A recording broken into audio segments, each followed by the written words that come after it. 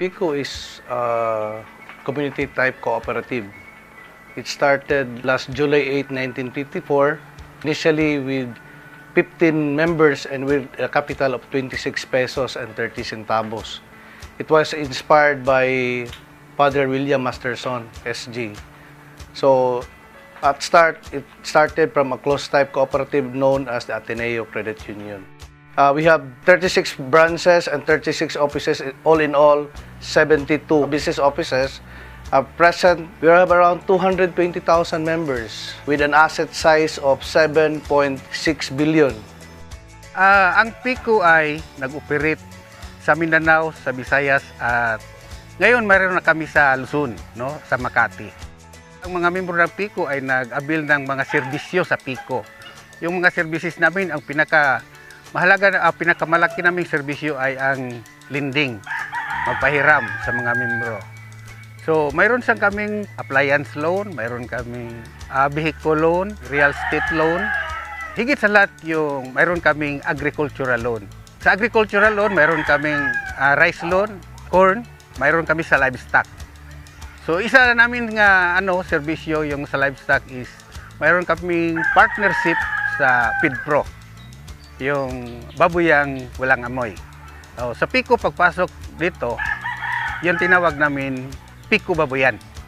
Yun, binigay namin sa mga member. So, yung mga membro nga mahilig doon sa babuyan. So, binigyan namin.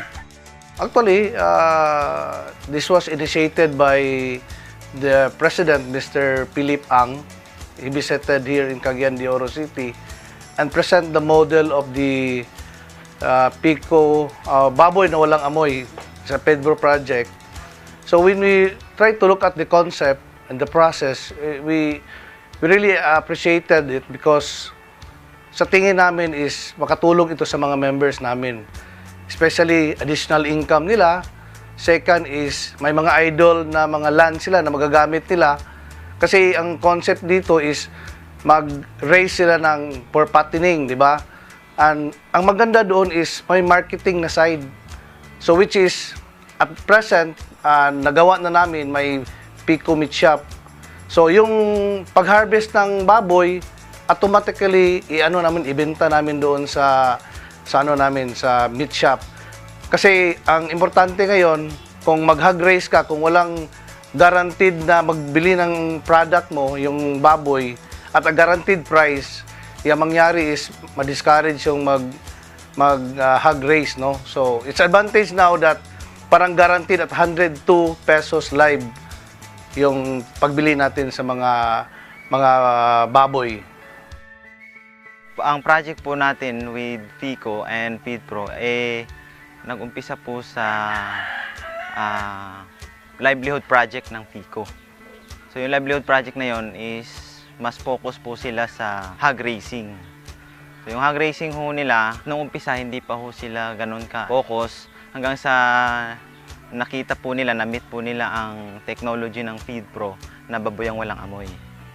So, doon po nag-umpisa na pag-usapan na pwede pong maging partner ang FeedPro in terms of technical, supply ng feeds, and to promote natural pork. Ang PICO naman po ay sila po ang namamahala sa financial aspect ng livelihood project. In terms of pagbili po ng piglet, yung kailangan po na budget for feeds, sila na po ang namamahala. Pati including insurance po ng piglet at ng mga baboy. Sa ngayon po kasi, number one problem po ng backyard raiser ay market. Kasi po tumataas na rin po ang cost to produce, kaya kailangan na rin po sana na tumaas yung buying price. Ngayon, yun po ang isang problema. Kaya hindi po nasusustain ang mga baboyan sa backyard.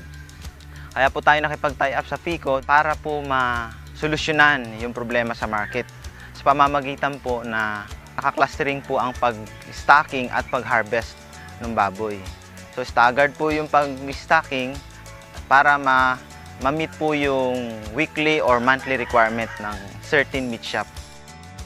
Sa project na po na to, para siguradong kumita po ang farmer or yung beneficiary, kailangan po nilang mag-apply ng loan sa PICO minimum na inaalaw po ng FICO is 12 heads na biik.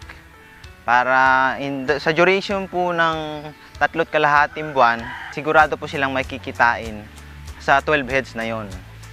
Ayun po, so 12 heads per beneficiary na po yan. Pagkatapos, isusupply po ng Inpro ang piglet, then ng FeedPro po ng Pro Natural Feed Corporation ang feeds sa pamamagitan ng staggered na delivery. So naka-schedule po yung pagde-deliver ng feed supply at saka including na rin po yung monitoring. So responsibilidad po ng FeedPro Technical Sales Officer and Technical Sales Assistant yung technical monitoring sa mga piggery project ng FICO. Napasok po ng FeedPro ang livelihood project ng FICO. Unang-una po dahil po doon sa pinopromote nating technology na baboyang walang amoy. Na kahit po nasa residential areas po ang isang hog raiser, pwede po siyang mag-alaga ng baboy. Pangalawa po, in line with Organic Agriculture Act or Republic Act 10,068, Organic Agriculture Act of 2010, tayo po ay nagpo-promote ng natural hog raising. So doon po pumapasok yung pagpuproduce ng malinis na karne na siya naman pong hinahanap ng karamihan sa ngayon. Ang Inpro po, pumasok po sa project ng FICO and FeedPro dahil po sa kakulangan ng maganda at quality piglets. So sila po ang nagpo-provide ng maganda Class A na piglet para ma-assure po natin sa farmer na ang growth ay nandyan, ang quality meat ay nandyan, at yung kita, yung profitability ay masisiguro po natin unang-una sa pamamagitan ng magandang or hybrid na biik mula sa Inpro. Last year of 2013, doon kami nagsimula pag-implement sa project. So mayroon kami project pilot doon sa Upol, Misamis Oriental. 3 beneficiary yon, no? So parang experimental pa yon, no? Ang resulta yon is mabuti ang performance, magaling ang performance ng mga membro. So the Board of Trustees sa IFCOP at saka sa FICO ay nag-decide na i-implementa namin lahat ng mga member, yung willing to avail the FICO baboyan. So hanggang ngayon na implementar namin to.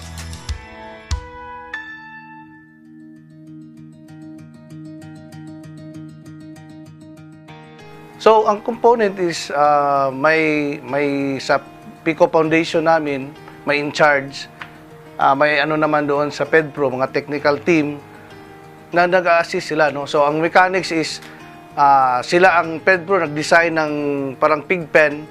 So ang maganda dito is ang ginagamit is mga indigenous materials like nipa, bamboo, and rice hull. So this is totally different from an commercial pig pen na gawa sa semento saka steel, no? So ang maganda dito is yung possibility na magkasakit yung baboy is malayo kasi nakahiga lang sila doon sa rice hull, hindi sa semento. So this is the beauty of it na posible kasi yung mga baboy na nakahiga doon sa semento than the rice hull, the possibility na magkaroon sila ng sakit, ubo, sipon, mangyari is mag-i-inject tayo ng antibiotic. So what will happen to the end user, di ba? So yung antibiotic na yan will papasok sa atin. So nakita namin dito sa side na ma-produce ng mga meat is healthy, clean, and safe for the consumer natin.